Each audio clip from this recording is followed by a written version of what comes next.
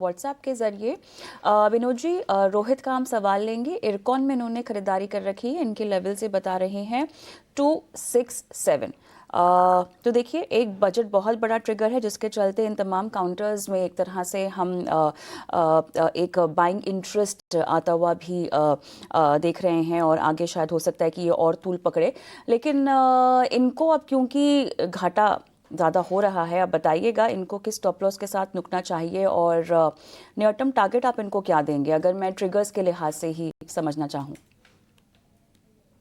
देखिए, कंपनी का सबसे बड़ा कंसर्न रहा है कविता जी कि इनका ऑर्डर बुक इसमें बिल्ड नहीं कर पाया है। ऑर्डर इनफ्लो काफ़ी वीक रही है, जो अभी लगभग 24,000 करोड़ का ऑर्डर बुक है, जो 1 साल पहले लगभग 30,000 के ऊपर हुआ करता था। क्लियरली उसकी वजह से इनका जो ओवरऑल रेवेन्यू बुकिंग है वो मंदी रही है उसमें, और कंपनी ने गाइड किया हुआ है कि ये साल जो FY 25 में ओवरऑल फ्लैट रेवेन्यू दिखाएगा, राइट? तो मुझे बहुत ज़्यादा इसमें स्टॉक में अभी भी, क्योंकि एक्साइटमेंट नहीं दिखता है और बहुत हद तक स्टॉक प्राइस में ऑलरेडी रिफ्लेक्ट हो चुका है। जो नियर टर्म में अगर मैं बोलूँगा, जो एक ट्रिगर हो सकती है कि गवर्नमेंट रेलवे कैपेक्स में कितना बढ़ोतरी करे। अगर रेलवे कैपेक्स का बहुत ज़्यादा सब्सटेंशियल अगर गवर्नमेंट एलोकेट करे तो एक बार स्टॉक चल सकता है, क्योंकि ऑर्डर बुक की विजिबिलिटी बढ़ जाएगी। अदरवाइज़ हमें इस पे स्टॉक में अभी किसी भी प्रकार का बहुत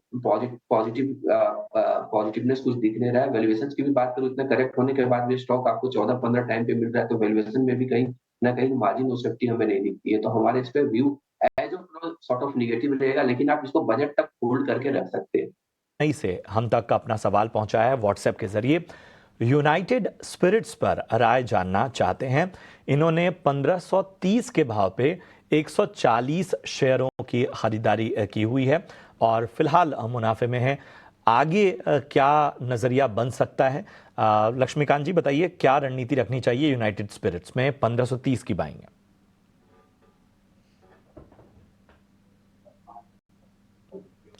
लक्ष्मीकांत जी, अपने आप को अनम्यूट कर लीजिए जरा।